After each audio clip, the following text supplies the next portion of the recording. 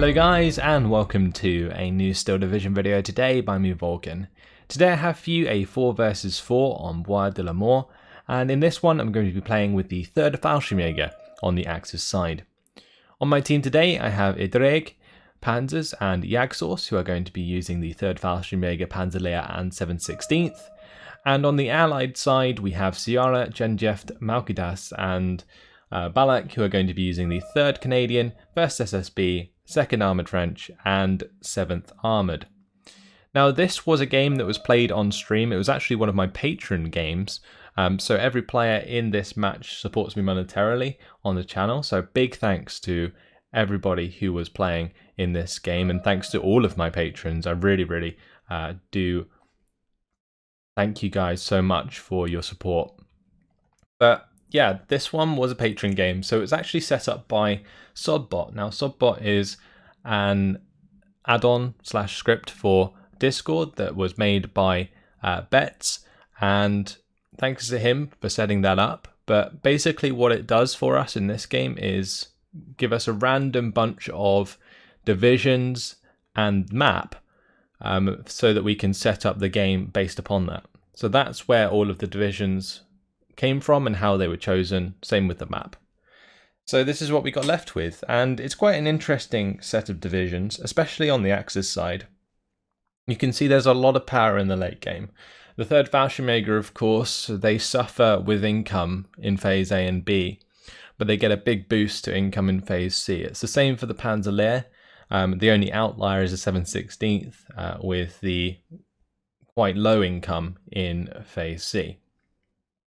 But either way, the 3rd Fallschirmjager is not a division that I play very often at all. I tend to favour more throwaway infantry divisions if I'm playing with infantry, like the 7/16th, or I prefer to play around armour, especially on the Allied side. I think armoured gameplay on the Allied side is really fun. So those are two things that I really enjoy doing in Steel Division. And the 3rd Fallschirmjager doesn't really fall into either of those positions because they rely on quite expensive infantry, and that's something that does put me off playing them, because the entire playstyle revolves around unit preservation and value for money, which is the case for most divisions if you want to be successful, but even more so with the 3rd Fallschirmjager, because their infantry squads do cost so much, like I already mentioned. Let's put this to my point of view though. We'll have a look at some of the units going down and I'll talk through them. So Fallschirmjagers, these are of course going to be making up the 3rd Fallschirmjager division. I actually have 3 units of those. They are going to be pretty decent in the right side forest here, but the thing that people often perceive with the 3rd Fallschirmjager is they're good at close range. But they're actually not in phase A whatsoever. In phase B, sure, they are great because you get Fallschirm Pioneers and they have the 2 20 HE power grenades that they can use at 100 meter range. But the Fallschirmjagers are actually not too great because they have the 6 HE at 100 meter range, and that's just not really that great, especially compared to a lot of the Allied infantry that gets at least 8 HE at close range on things like the motorized rifles or the normal rifle squads. And even more than that, there's things like stormtroopers on the 3rd Canadian that we're going to be up against, commando assaults from the 1st SSB. You have like pioneers from like the 2nd Armoured French and desert rats from the 7th Armoured. So those are all going to beat Fallschirmjagers at 100 meter range. So in general, 3rd Fallschirmjager is not the best, especially for going into a forest like this. However, like I mentioned, moving into phase B, that all changes. You get a bunch of Fallschirm Pioneers and things can really kick off in those infantry engagements. But early on, definitely unit preservation, because each of these Fallschirmjager units costs 45 points, and they can be beaten by squads that cost half as much. So you've got to try and use them in places where you can take advantage of range, because over 100 meters, the Fallschirmjagers, they have a lot more HE. They've got the 6 from their main guns, and then they get an extra 9, I believe, from their MG42s. So that is a very large amount, and also the MGs, the MG42s, have a large amount of suppression regardless, even if the other weapons weren't engaged. Anyway, following up the 3 units of Fallschirmjagers, I have 2 units of command. These are Fallschirmjager with a few Fallschirmpanzerabwehr. Then I've got a Pak 41 in there. There's going to be a Fallschirmpanzerschreck and also a Fallschirmflammenwerfer. And following all of those is the Panzer L6. Now the Panzer L6 is a really nice unit with the 20mm autocannon. Has 5 AP, which is pretty decent for wrecking units at the close range, and 4 front armor. Now its AP is limited by its range in that it's 5 AP at 800 meters, so that is not the best, but the closer you get past 800 meters, these can be pretty damn strong if you just come around the corner and pop something close range. So let's have a look at exactly where these troops are going. I've got the Fallschirm Panzerschreck moving to this right side. The reason I didn't support this too much was because Jagdsource was bringing up a unit of infantry here. But the idea was that I was going to get some units to walk through and cover this right side road from the mid here. Very unfortunate early on to lose this Pak 41. That was because I'm up against Sierra, and Sierra got extremely aggressive with his Humber Mark III and managed to pick that off before it got into position. Now my L6 tries to have a go there, but the Humber Mark III backs off. The other thing that I brought with me, other than Fallschirmpanzerabwehr, was the Fallschirmscharfschütze. Now Fallschirmscharfschütze are fantastic because their Gewehr 43, the scoped variant, is fantastic at pinning down squads very quickly. So if you accompany them alongside like Fallschirmjagers, then you can really pin down squads very quickly. Now unfortunately for me, I bump into a unit of stormtroopers here. It actually kills off my Fallschirmpanzerabwehr and my Fallschirmjäger very quickly. Same deal on the left side, Fallschirmjäger go down like almost immediately to the stormtroopers. And from here on out, I'm going to have to be extremely careful with how I engage these stormtrooper units. Now I know this stormtrooper has used up its grenades, so my Fallschirmjägers can easily overwhelm that unit there. But just look at this suppression from the Fallschirmscharfschütze. Yes, they're outnumbered, so I'm going to have to back off, but that one sniper shot almost fully pinned that rifle squad. And what I'm going to try and do here is use the Fallschirmscharfschütze to basically stop the rifle leader and rifles in their track. Because if I can pin down these 2 squads, then basically what will happen is I will surrender them both, since I did just kill the command there. So I managed to take out the command, rifles, and a stormtrooper squad early on. I lost Fallschirmscharfschütze, Fallschirmpanzerabwehr, and the command. It's not quite even. I probably lost more than Sierra did in that by far. Fallschirmpanzerabwehr squad costs 45 points, I believe, and the Fallschirmscharfschütze is the same. So, you know, in terms of value for money, it wasn't an ideal engagement.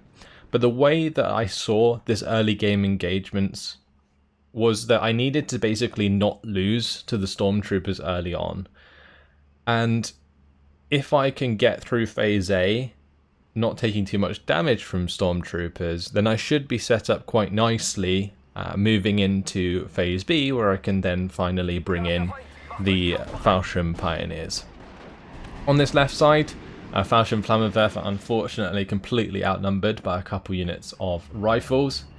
More infantry is going to be on the way here, and a second L6.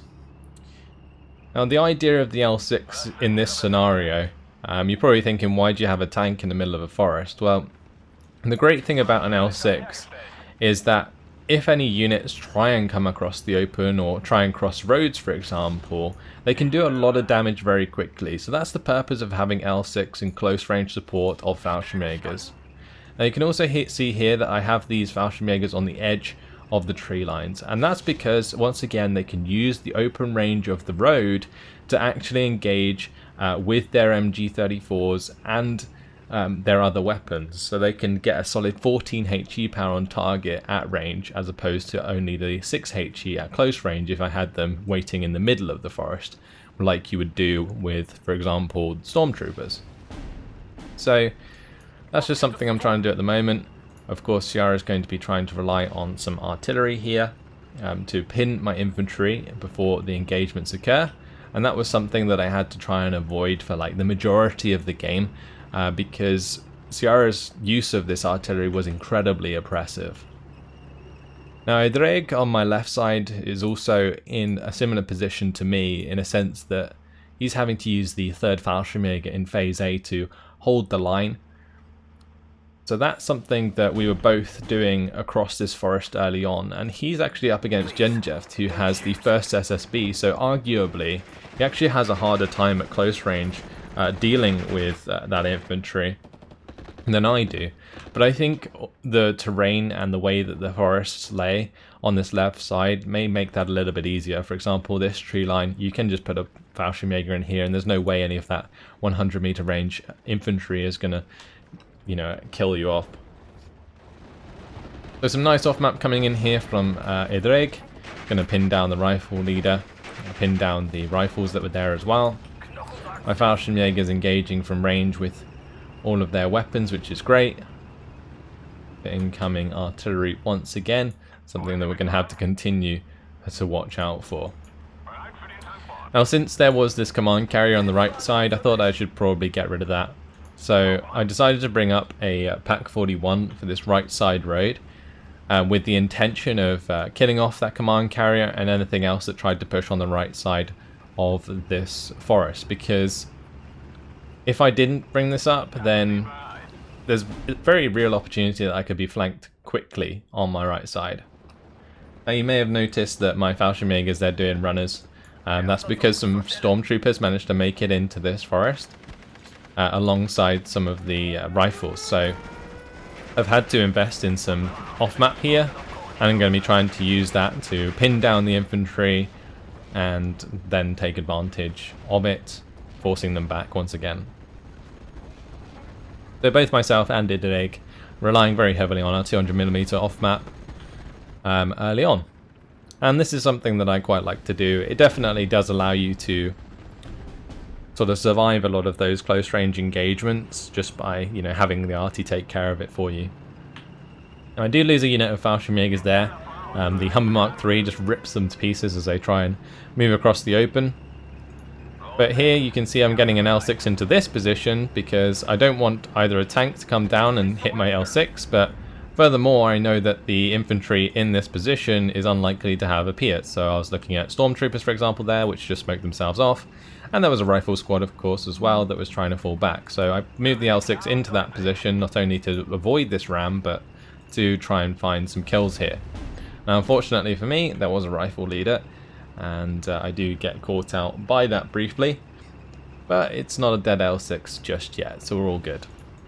L6 also moving up on the left side, going to be starting to bring that more towards the mid here. Try and get an engagement onto the Humber Mark III and Ram once the off-map comes down. Unfortunately, what did happen whilst this L6 was in position here was a 6-pounder came up on the right side.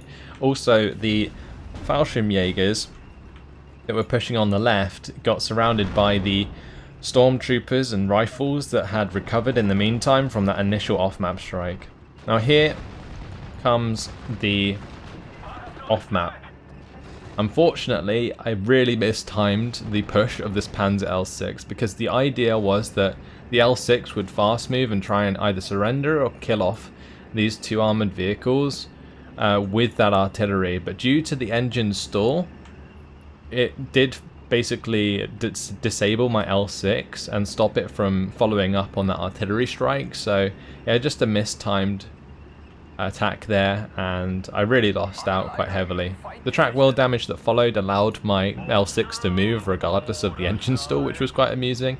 But either way, with that track wheel damage now in place, it's just going to be slowly driving forwards to its doom. This L6 though, that managed to get out of dodge after taking the weapon jam from the 6-pounder, but basically disabled for the time being until I can fix that up. 210mm off map coming over with the last of the strikes to the right side here. Not entirely sure why I put it in that position. Might have been a miss from Micro. unless I was attempting to get the off map to a position where it could hit the 6-pounder on the right side. But there was no real reason for me to do that. Fallschirmjager, they are going to be engaging some infantry in the forest. Now, regardless of the fact they do only have 6 HE compared to 8 HE of those rifles, the veterancy can definitely help. But at this point, due to my infantry not doing too well, it's time to bring in the Air Force. So ME-109 G6R6 and HS-129, they're going to be going for the kill onto the Ram 2 here. And I managed to find the kill with the side shot. Lovely stuff. That was aiming towards these Fallschirmjagers, so I managed to get the better of it. And the ME-109 G6R6 was ready to support the HS-129 as it tries to flee, and I managed to get a kill onto a Spitfire bomber. So that actually went really, really well. Killed off the Ram, shot down the Spitfire. Good job. Both aircraft have oil leaks, but job's done. And that's a good one. Another ME-109 G6R6 is going to be coming in for a strafing run onto the Humber Mark III. And the idea was that I'd also be covering the sky with that against future Spitfires. But one thing that does become apparent is there is 2 AA pieces here. These are Staghound AAs, I believe, and they're going to be forcing back the ME-109.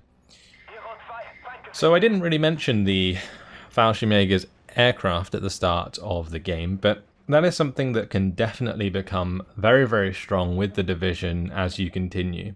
So as long as you manage your infantry correctly early on, and you maintain that unit preservation I was talking about, you can start to invest into your Air Force, and that's, I think, where the real power of the 3rd Fallschirmjager comes alive, because you can get to a position where you can, if you have enough aircraft, completely overwhelm basically any AA network that you come up against. And again, it's dependent on whether or not you can afford to do so, because if you are under pressure on the ground and you are forced to reinforce your ground forces because you're not getting decent value for money, then you won't have enough to afford aircraft. And so that's like one of the biggest weaknesses of the 3rd Fallschirmjager, but also one of the biggest strengths, because especially moving into Phase C when you have 145 points per minute, that's almost an aircraft every minute, which is great. Fallschirm Panzerschreck, it does manage to take out the Humber Mark III. Sierra's going to make a little play trying to get these Wasps to have a go, but due to 2 Fallschirmjagers kind of covering this T-junction, they're going to go down very quickly as they're not pointing the right direction in order to use their flamethrower. So I managed to get away with that one. Fallschirmführer, though, they're just going to be covering the Scharfschütze and Fallschirmjäger as they fall back from that artillery. And well, considering how long this game's been going, no real ground has been made on either side. The Allies currently sitting with 115 points. Now, one thing that I was trying to keep an eye on throughout the game was the progress of the Panzerlehr, because as long as the Panzerlehr is good into Phase B, they should be able to catapult themselves into Phase C very, very well. So keeping an eye on the progress of Panzers was very important, because Panzerlehr in an open ground setting like this can be extremely successful if used correctly. Now Balak, who he's up against, is with the 7th Armoured, and the 7th Armoured does have those 3-star Fireflies, so it's probably the best suited of all the divisions to try and take care of the Panzerlehr. But the Panzerlehr currently getting a little bit of an advantage in terms of territory at this point, which is fantastic. So great job by Panzers on the right flank. 120mm mortar here, just going to be trying to pin down enemy infantry as it tries to push in to my tree line here.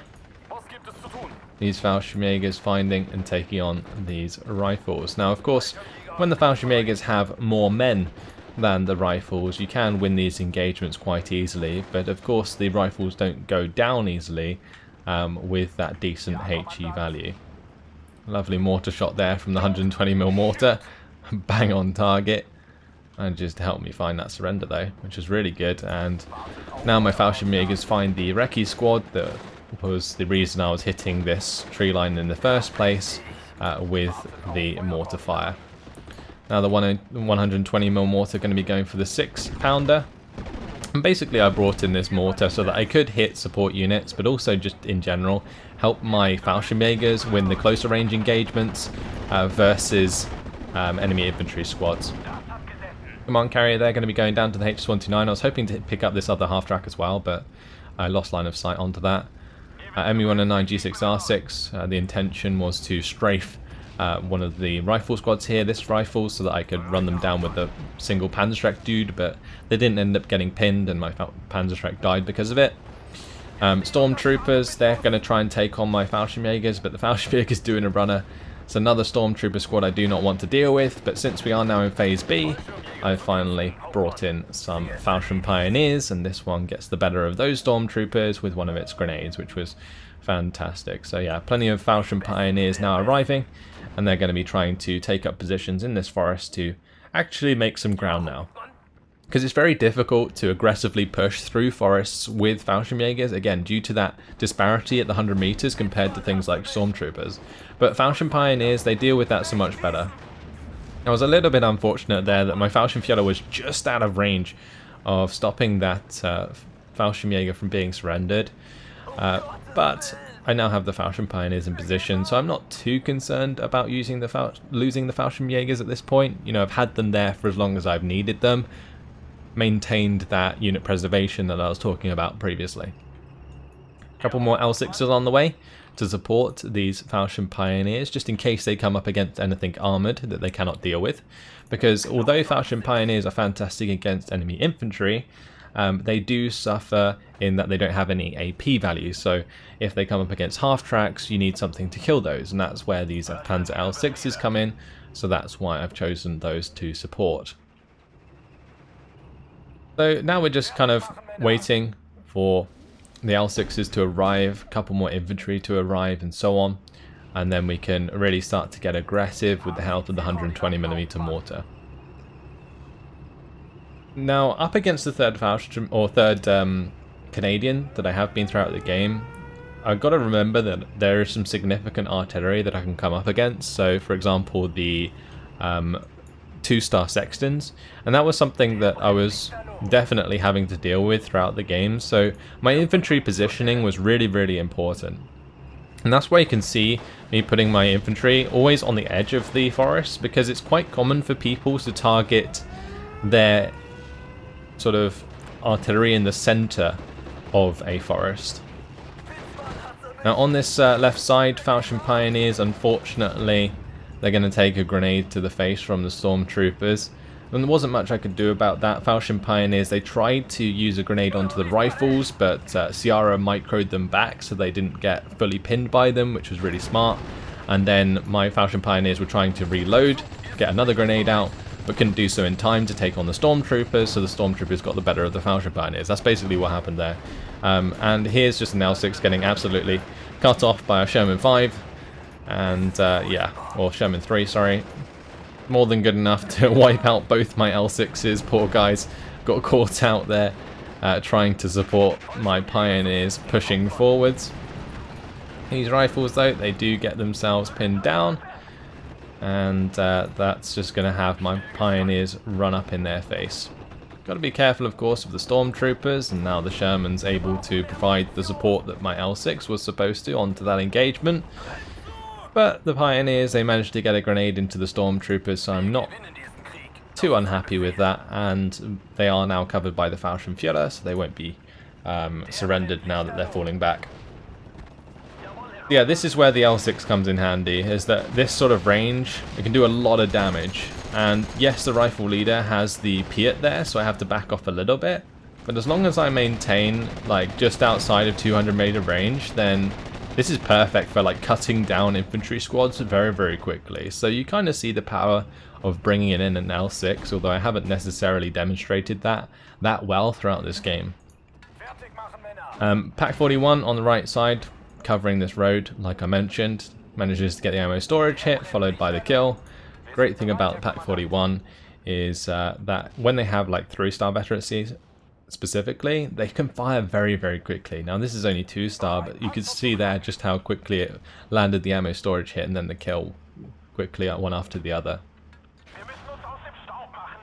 So new Fallschirm Pioneers continuing to push in, and this is now getting to the point where I've almost killed off all of the stormtroopers that Sierra will have available, because the 3rd Canadian definitely have a limited amount of them, whilst the 3rd Fallschirmjäger don't necessarily have a limited amount of Fallschirm Pioneers, depending on how you build your division. So that's what I'm trying to take advantage of here. And because these Fallschirm Pioneers, they have so many men in each squad, it means they survive for a very long time, and once again, unit preservation really does take its toll on your opponents when you keep your squads alive for so damn long. And that's exactly what you can do with the Fallschirm Pioneers in this situation. Now Sherman 3 ends up cleaning up that L6. Fallschirm Pioneers finish off the rifle leader, which is really good. Means that I can start to clean up the remainder of these rifles. So far, so good. And here I'm just going to ping Jagdsource to fall back his Flampanzer that's decided to engage the Sherman 3. Oh well, not like Jagdsource forced that engagement, it's more Sierra's trying to clean up the B2. But Fallschirm Pioneers, they're doing well. This Fallschirm Pioneer managed to land 2 grenades on squads. This has already landed 1 and is going to hopefully clean up those rifles as well, so doing very, very well. But with that Sherman being a problem, time to bring in the HS-129 supported by the ME-109 once again. Unfortunately, I didn't have line of sight onto the Sherman, and as you can see, there is plenty of AA now supporting the center. So I'm going to have to do something about that eventually. In the meantime, the Sierra is now pushing up with some more infantry. They're going to be coming up onto my Fallschirm Pioneers soon. You have to be extremely careful. HS-129 going to be coming in from the right side, cutting across. The idea of engaging from this direction was that I'd be able to hit the Sherman in the side armor and avoid the range of the Tripolstons for as long as possible. But that didn't quite work out the way I intended, since I lost line of sight onto the Sherman 3 again, which is the reason that the Fallschirm Pioneers were pushed up to try and see them, but then ended up getting spotted themselves, and it didn't really end too well. Now here the Fallschirm Pioneers again going to get taken out. These ones ended up getting surrendered, which was really, really bad news. Fallschirmjäger, look how close that was, just out of range. Really, really unfortunate. It is of course my fault, but still rather annoying. The L6 is trying to pick off one of the CMP Tripolstons. I was very unlucky that, again, that this L6 didn't just straight up kill one of the CMPs there, because this is an L6 with 5 AP and quite a lot of HE, trying to take on a CMP Tripolston that has no armor. So I was unfortunate not to get a kill there, but with the L6 falling back, it opens up quite a large salient here, while Sierra is starting to push infantry and armor through the middle. And that's something I'm going to have to try and deal with. But now we're going to have a little bit of a standoff with the Spitfire Mark 9. And if there was one thing I did pretty well throughout this game, it was actually micro these ME-109s.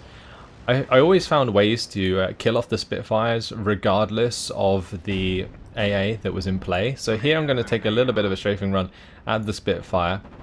And then this one comes across and manages to get the kill before it gets forced back. So that was like really, really good timing. Now, of course, it was helped by the fact that Edreg has already invested in a couple of these Flak 36s, which forced the Spitfire to fall back. But regardless, I think the timing there was really, really nice. Now, since I'd been suffering with problems with recon and spotting the targets for the HS-129s, I've invested in 3 units of Fallschirmpanzerabwehr. Not only can these spot the units that I want to try and kill, but they can also actually kill them themselves since they do have Panzerschrecks. But I need something to hold back the front line as well, so in comes more infantry. Meanwhile, on the left side, off-map's going to absolutely smash my Fallschirm Pioneers to pieces. Now, I've also decided to engage with a Stug. Great thing about the Stug is this Sherman actually struggles to penetrate my Stug with 10 front armor at maximum range, whilst the Stug with 14 AP actually has a pretty good chance to penetrate a Sherman 3 with 10 armor. So that's a decent engagement for me, as long as I don't sort of engage within 500 meter range, I would say. Down here, I charge my Fallschirmpanzerabwehr forwards. It did allow the rifles to get the better of one of my Fallschirmpanzerabwehr, but the reason I did that was so that the Fallschirmpanzerabwehr were in heavy cover when they were engaging the rifles and therefore weren't at a disadvantage. Same deal here. I tried to get the Fallschirmpanzerabwehr forwards and try and kill off the stormtroopers, but didn't quite do it in time. Now cheekily, Ciara tries to rush forwards with the Dingo to surrender the Stug 3, but I don't think Ciara was aware that the Fallschirmjäger were giving that the extra veterancy anyway, so that wouldn't have been surrendered regardless of whether or not it was falling back. Do manage to get an internal fire there. I mentioned about how I shouldn't take an engagement within 500 meter range, and that was almost past that, but once again, great timing on the ME-109 G6R6, manages to shoot down another Spitfire regardless of AA, and well, I was mentioning how if you manage to get enough aircraft you can overwhelm AA regardless, and that's exactly what I do here. Fallschirmpanzerabwehr take out the Dingo, Crusader AA goes down, Sherman 3 goes down, lovely triple HS-129 strike there, gets the job done, and manages to take away all of that armoured support that Ciara was relying on. Fallschirmpanzerabwehr briefly engage these rifles. I don't want to get overwhelmed there, so just going to be falling those back whilst I let the Fallschirm Pioneers move in that position. I've also got a Fallschirmjäger here that can cover against infantry across the open, and these rifles are going to take a beating because of that. Having fallen back my Fallschirmpanzerabwehr, I can deal with the Kangaroo nicely. And the sharpshooter on the left side, going to take some shots from the Staghound AA, but I'm going to try and avoid that as best I can.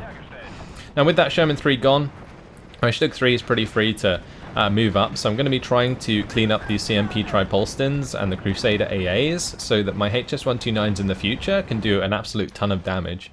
You may also notice this massive amount of infantry coming in, and that was mainly because I just saved so many points. Not intentionally, I was just floating because I wasn't necessarily concentrating enough, but either way it led to a position where I could bring in an absolute ton of expensive infantry, and this is a mix of Fallschirmjägers and Fallschirm Pioneers supported by like an L6. And considering the damage I've just done to Ciara's force here by taking out the AA and the Shermans, like, there is a big opportunity for me to push extremely aggressive through these trees, especially considering the fact that almost all of the stormtroopers are dead at this point. I think the only stormtrooper that was left was here. And one thing that you may have seen there is my 120mm mortar actually manages to hit and kill off the CMP Tripolston as it was falling back. That was actually an intentional mortar strike. I saw that it was trying to fall back with the Sherman that was moving away, and I did a fire position where the Sherman was at the time, predicting that's where the Tripolston would eventually be, and I actually managed to hit directly, which was really nice to find the kill. Now, of course, Ciara's not happy about that, going to be smashing me with some counter battery, but look at all of this infantry now arriving.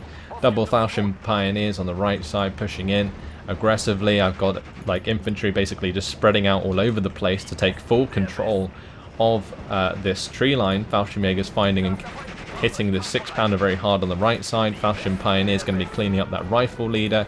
There is going to be a Typhoon bomber coming in here and pinning down both of these Fallschirm Pioneer squads, which does lead to one of them surrendering. But the other's going to be falling back for the time being. A little bit of a mistake on my part with that Fallschirm Pioneer. Those two Fallschirm Pioneer squads. My Fallschirmjäger should have been closer again. And once again, so damn close to saving that second squad, but it is what it is. And I had plenty to make up for that mistake. So we're all good for now, and the Fallschirmjägers taking advantage of the rifles at range, which is exactly what they want to do. Like these MG34s smashing the rifles, and then I've got the support of Jagdsource's Pak-37 here, and also my own Stug 3. Stug 3 is going to be trying to engage the Sherman. Does manage to get... Actually, that's not a Sherman, sorry. It's a Crusader AA. But yeah, manages to engage that and gets the shooter wound. Unfortunate I didn't actually kill that, considering it has a reasonably low armor value. But I am going to have to deal with that 17-pounder at some point. Regardless, infantry is still making ground, and although Ciara has got a couple of artillery units, does not necessarily have enough to stop the wave of infantry that's currently pushing forwards. Also, meanwhile, Edreg's been making quite a good amount of ground using a Stug 3 on his left side, accompanied by a Stör 42, so fantastic job by Edreg. And now we've moved into phase C. You can see that Panzer's getting into a decent position with the Panzer Lehr. Has a Panther A on the field, a Befehl Tiger, So just sort of trying to be careful with an engagement against Balak, who's currently sitting here with 2 3-star Fireflies. But what can I do to help? I have multiple HS-129s. I'm going to be absolutely smashing these tanks. I take out a Cromwell, I help pin down the Firefly 5C, I kill off a Bedford supply on the right side, which forces back that AA to potentially allow my HS-129 to continue for another strike. But what this basically does, alongside that Panzerwerfer strike, is give Panzers the advantage to move forwards and potentially surrender these units. So he's just completely trying to overrun this with as many half-tracks as he can, and if he can pin down the Dingo, then these are surrendered Fireflies, and that's a real win, because he doesn't have to deal with those anymore with his Panther, which is fantastic. So manages to get the better of some quite expensive units. Meanwhile, Stug 3 does end up going down, I believe, to the AT gun here, the 17-pounder. Didn't manage to quite kill that in time. But my infantry has been continuing to make ground. I basically gave them all attack move orders, and you can see that they have slowly but surely been moving up and taking care of units. I've also now decided to invest in a couple of my own AA pieces so that I can always win these engagements in the sky, and once again, well-timed Me-109 G6R6 is going to help shoot down that Typhoon bomber, even though it did manage to bomb 2 more of my Pioneer squads. But this time I should be able to get the Fallschirmjager to help out, and they do manage to get back into that radius in time. So all good, and we're now sitting on a +1. Which is giving us towards 300 points. Now, you've got to realise that we have been in the game for 32 minutes, and the points that we're currently on is 300. So it's been an extremely close game, and it's one thing that I really like about the Patron games on the streams is that all of the players are really quite decent, so we do get these pretty close games. And they're very, very fun to play. This one in particular, though, I really like sort of showing off the power that the Fallschirmjager can have if you manage to keep your aircraft alive. That you can see in the bottom left, like my Air Force, it's 3 HS-129s, 3 Me-109 G6R6s, so not anything to be messed with. Like, that is 2-star Me-109s as well. Fallschirmjagers getting the better of rifles, of course, and that's mainly because they are low on health. Of course, if they had like 10 men versus 10 men, then the rifles actually have a decent chance of winning that engagement. But just in general, the infantry is making a lot of ground here. I've got plenty of, attack move orders going, and the final sort of push is just going to be to try and take this large forest area on the top side. So that's the final objective, and I'm slowly making my way there. Got more infantry on the way to support it. And due to the fact that I'd kept a lot of my infantry alive throughout the game, that unit preservation really taking effect, my infantry availability was like on point.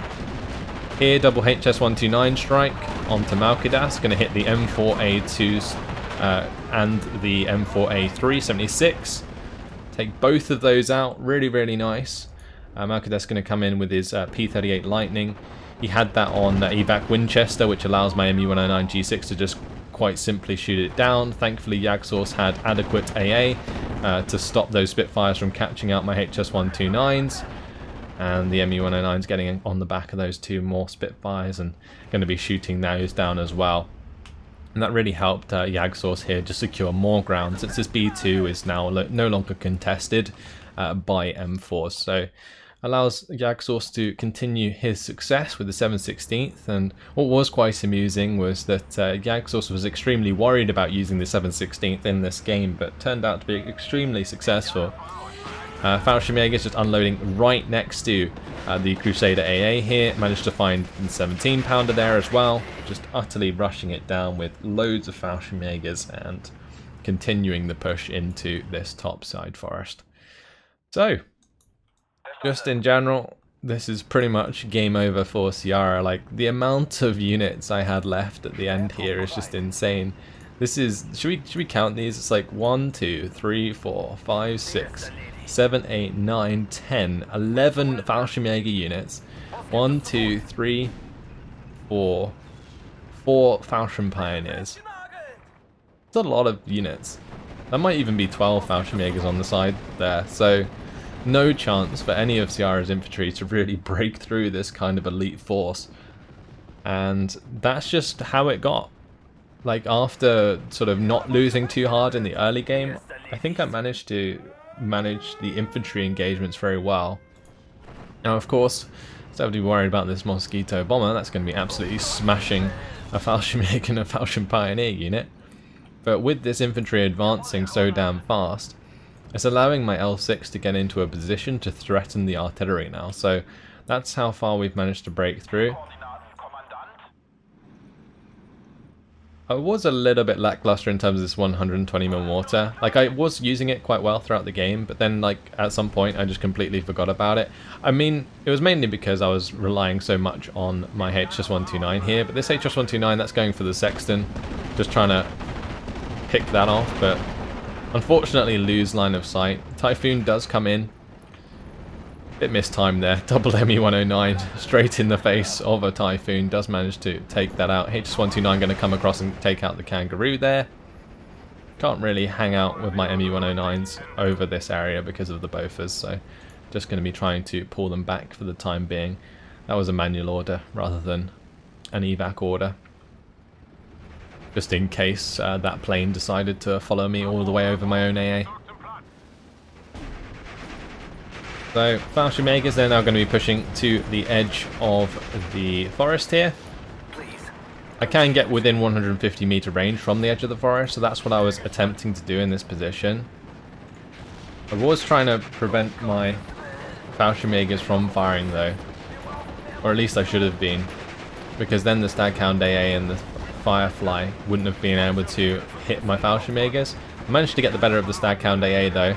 And regardless of this Firefly falling back, I do have another thing planned for that, and that is a Pack 40.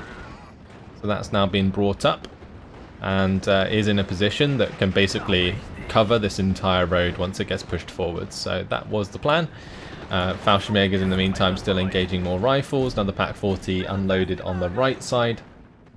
My L6 did end up dying, but it's all good. And Spitfire Mark 9 playing with fire. ME-109 is going to try and get onto the back of the Spitfire, but I realise that it's low on fuel and it's probably not a good idea to fly over the top of Staghound AAs and Tripolstons. So shooter wounded from the Pack 40 onto the Firefly. Doesn't quite get the job done just yet. But the infantry engagements, they're going to continue. Fallschirm Pioneers, Fallschirmjägers, multiple rifles now coming in. But is it really enough?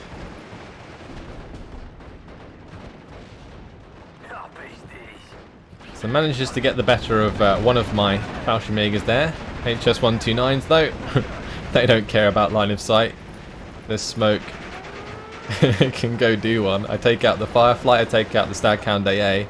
Yes, the C-Fire is going to get the better of my HS-129 here. And the second HS-129 does go down, which was unfortunate. But they did do the job they were intended to do, so that was all good. ME-109 G6R6 going to try and get onto the back of this C-Fire to shoot that down. Does manage to do so. Will probably be taken down in reply. But yeah, towards the end I wasn't particularly concerned with keeping my aircraft alive, since there was 1 minute left on the clock, and as far as I was concerned, it was worth killing off that Firefly and Staghound. So now my Fallschirmjägers converging onto these rifles. You can see just how much of a fight these rifles can put up in this close range. Just shows here like how much damage they can potentially do. And this is exactly why Fallschirmjäger should never be used for 100 meter range engagements in Phase A. In the end, of course, I do get the better of those infantry, just due to sheer amount of numbers, but yeah, job well done. And the AB-41s are now going to come up and try and put some pressure on.